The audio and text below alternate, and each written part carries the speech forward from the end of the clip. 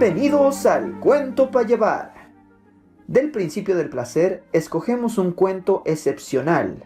José Emilio Pacheco nos presenta ya en la primera página una breve misiva de un detective en México, Distrito Federal, hoy Ciudad de México, en los años 70, cobrando sus honorarios de una investigación por la cual fue contratado. Adjunto, el informe confidencial. Escrito en 1972, tenga para que se entretenga.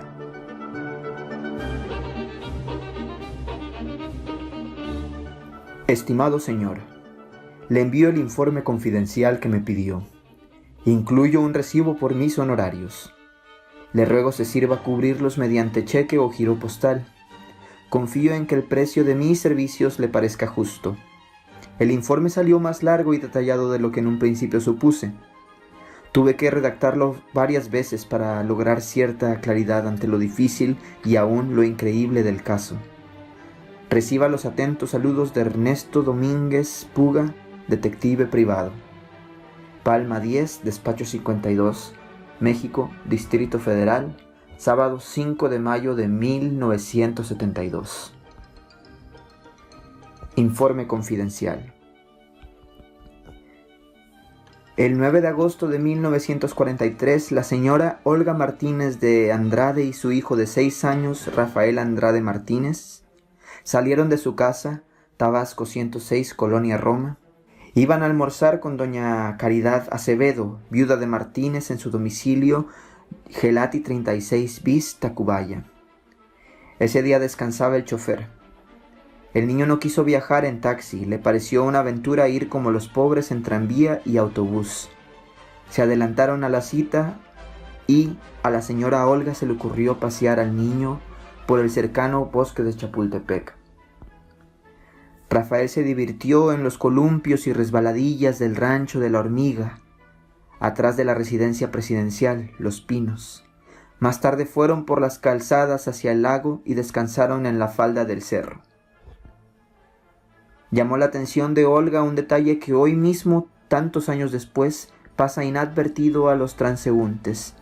Los árboles de ese lugar tienen formas extrañas, se hallan como aplastados por un peso invisible. Esto no puede atribuirse al terreno caprichoso ni a la antigüedad. El administrador del bosque informó que no son árboles vetustos como los ahuehuetes prehispánicos de las cercanías. Datan del siglo XIX. Cuando actuaba como emperador de México, el archiduque Maximiliano ordenó sembrarlos en vista de que la zona resultó muy dañada en 1847 y a consecuencia de los combates en Chapultepec y el asalto del castillo por las tropas norteamericanas. El niño estaba cansado y se tendió de espaldas en el suelo. Su madre tomó asiento en el tronco de uno de aquellos árboles que, si usted me lo permite, calificaré de sobrenaturales. Pasaron varios minutos. Olga sacó su reloj, se lo acercó a los ojos, vio que ya eran las 2 de la tarde y debían irse a casa de la abuela. Rafael le suplicó que lo dejara un rato más. La señora aceptó de mala gana. Inquieta porque en el camino se habían cruzado con varios aspirantes a torero quienes, ya desde entonces, practicaban al pie de la colina en un estanque seco, próximo al sitio que se asegura fue el baño de Moctezuma. A la hora del almuerzo el bosque había quedado desierto. No se escuchaba rumor de automóviles en las calzadas ni trajín de lanchas en el lago. Rafael se entretenía en obstaculizar con una ramita el paso de un caracol. En ese instante se abrió un rectángulo de madera oculto bajo la hierba rala del cerro y apareció un hombre que dijo a Rafael: «Déjalo, no lo molestes.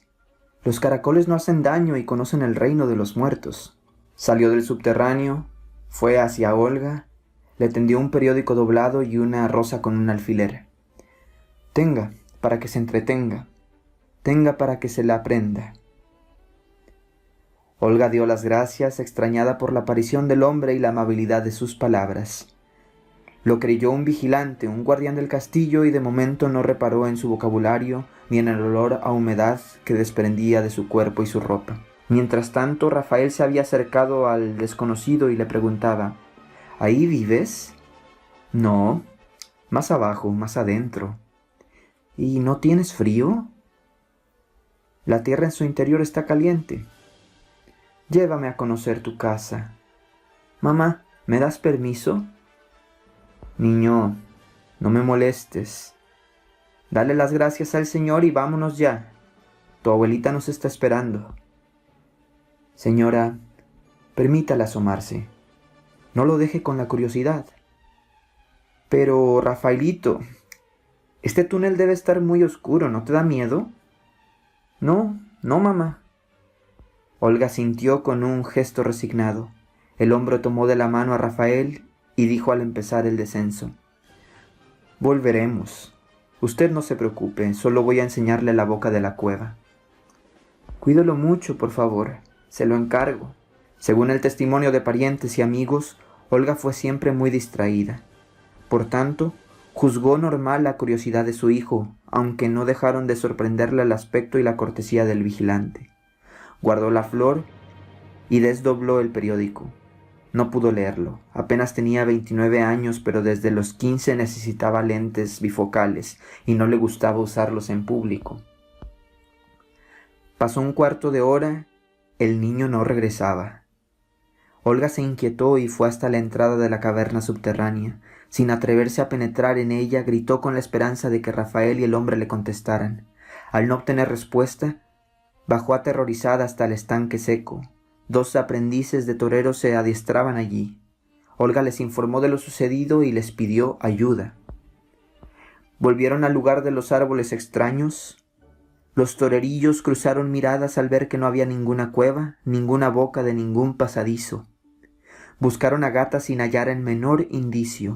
No obstante, en manos de Olga estaban la rosa, el alfiler, el periódico y en el suelo el caracol y la ramita.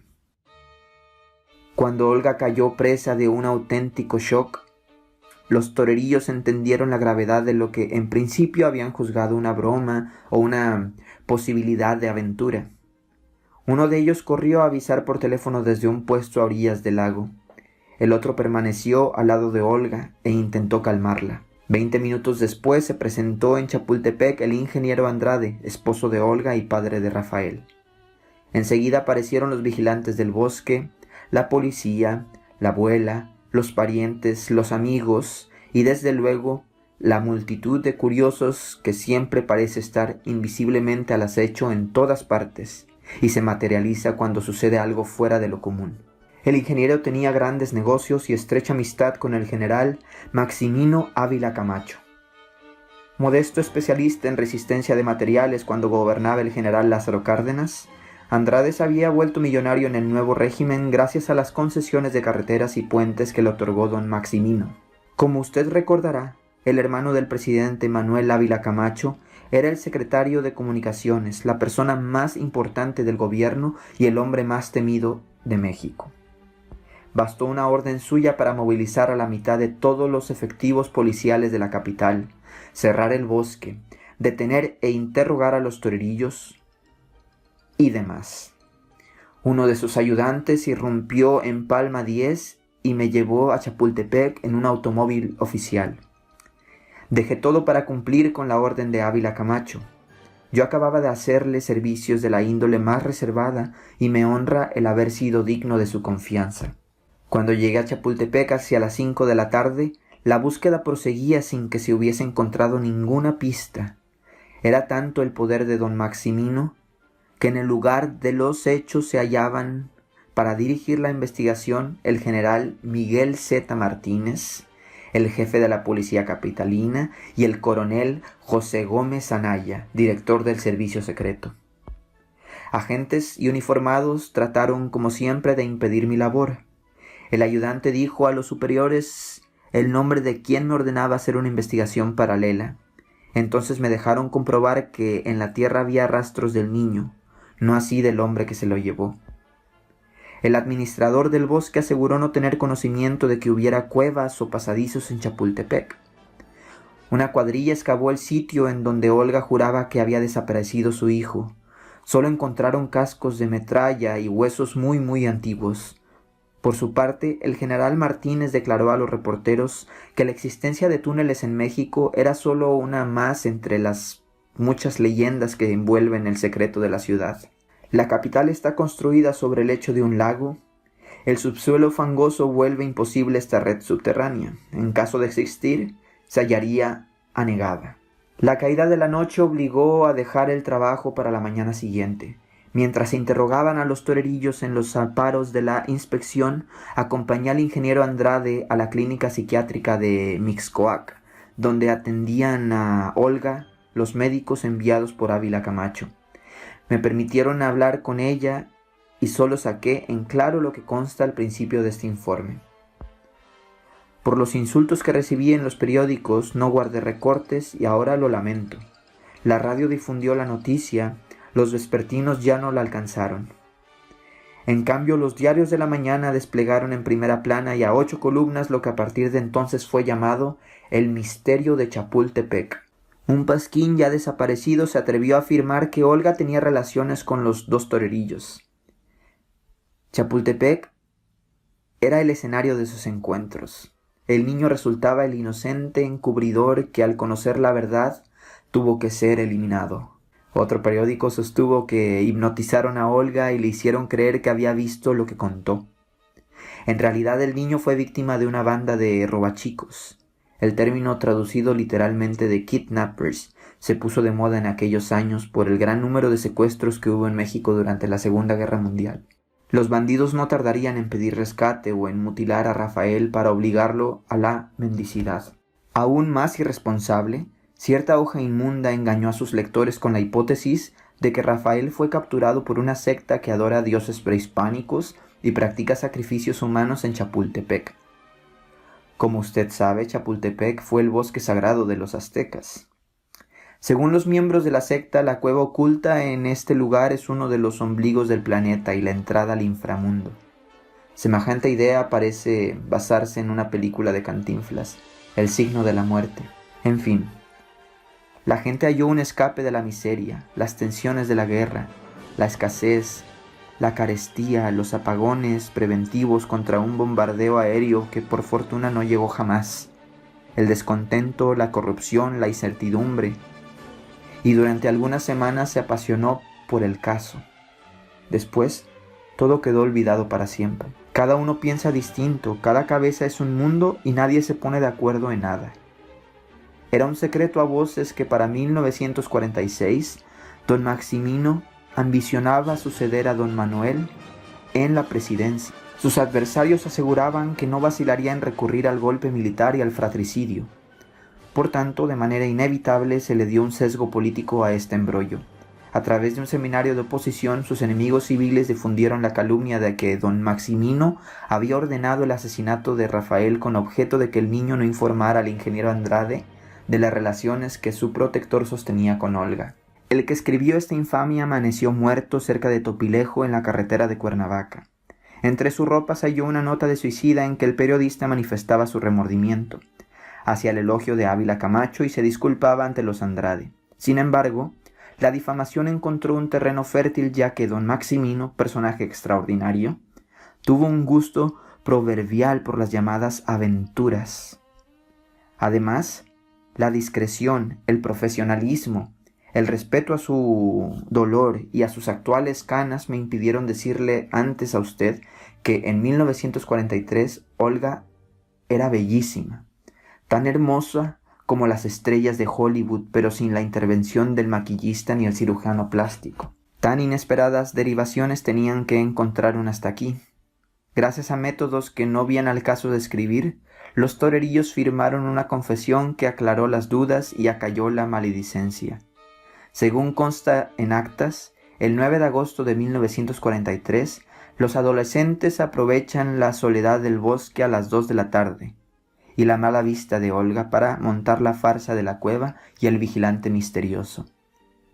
Enterados de la fortuna del ingeniero, que hasta entonces habían hecho esfuerzos por ocultarla, se proponen llevarse al niño y exigir un rescate que le permita comprar su triunfo en las plazas de toros.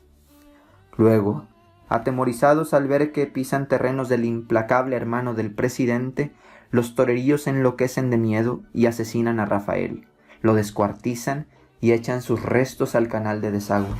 La opinión pública mostró credulidad y no exigió que se puntualizaran algunas contradicciones. Por ejemplo, ¿qué se hizo de la caverna subterránea por la que desapareció Rafael? quién era y en dónde se ocultaba el cómplice que desempeñó el papel de guardia. ¿Por qué?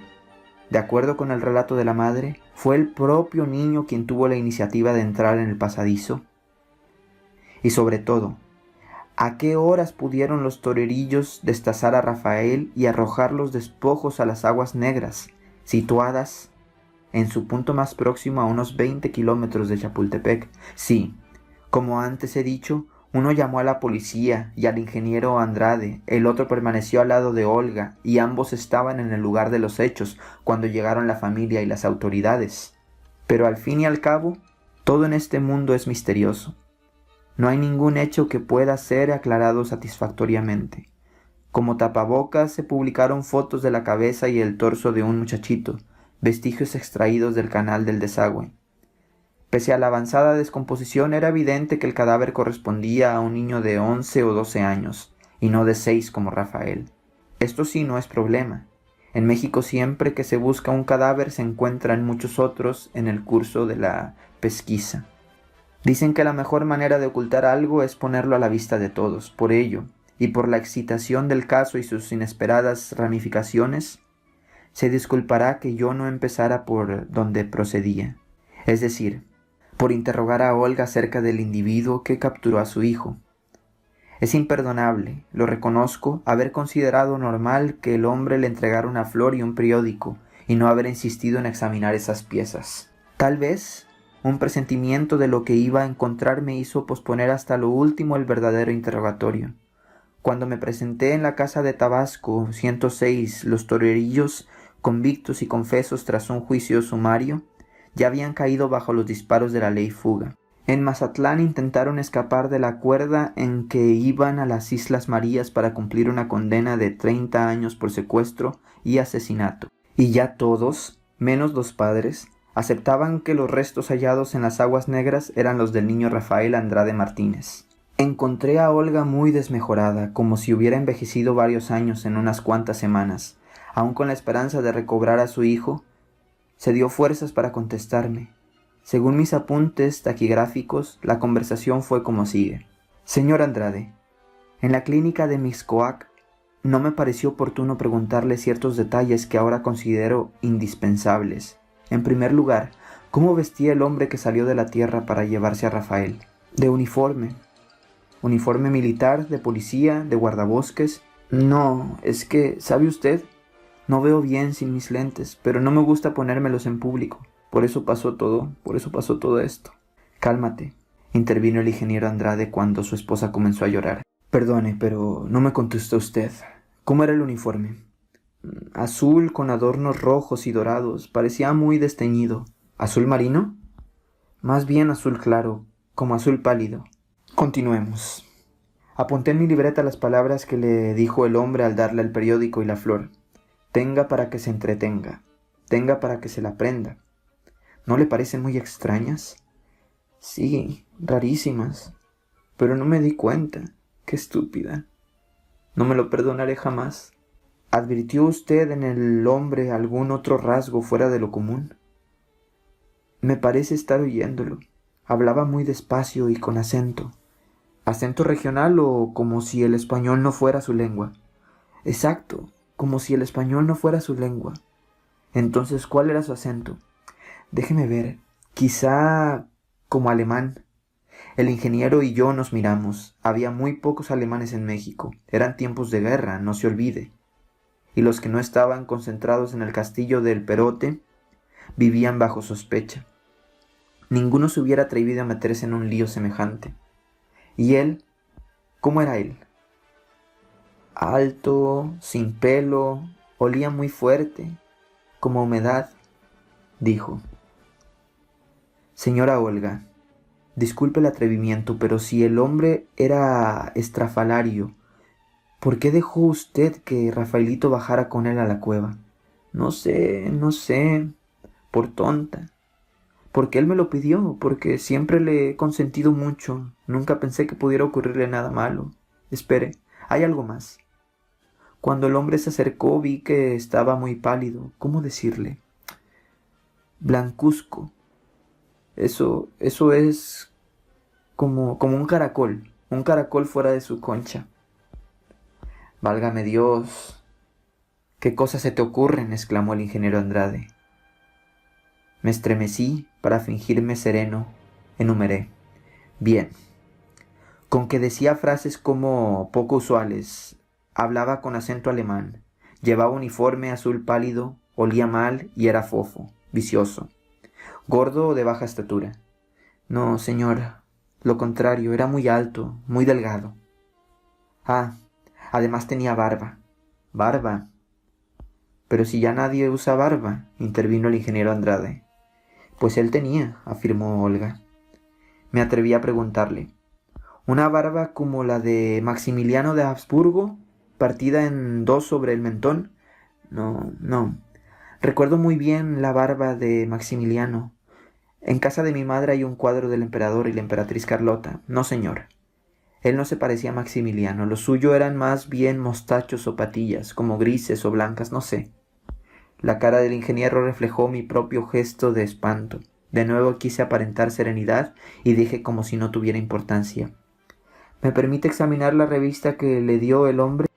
Era un periódico, creo yo. También guardé la flor y el alfiler en mi bolsa. Rafael, ¿no te acuerdas qué bolsa llevaba? La recogí en mis coac y luego la guardé en tu ropero. Estaba tan alterado que no se me ocurrió abrirla, Señor, en mi trabajo he visto cosas que horrorizarían a cualquiera. Sin embargo, nunca había sentido ni he vuelto a sentir un miedo tan terrible como el que se me dio cuando el ingeniero Andrade abrió la bolsa y nos mostró una rosa negra marchita.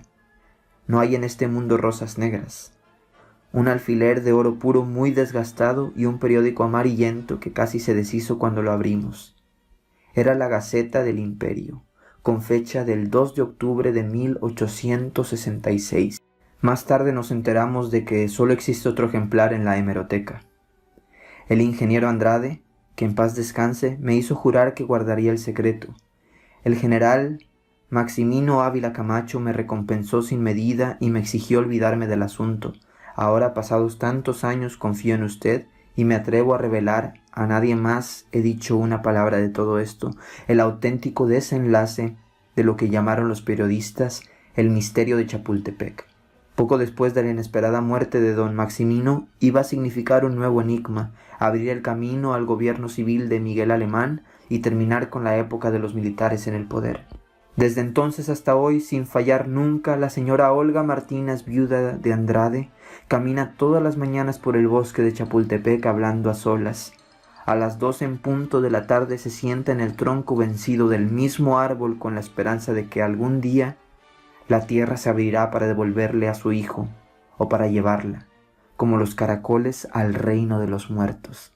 Pase usted por allí y la encontrará con el mismo vestido que llevaba el 8 de agosto de 1943, sentada en el tronco, inmóvil, esperando y esperando.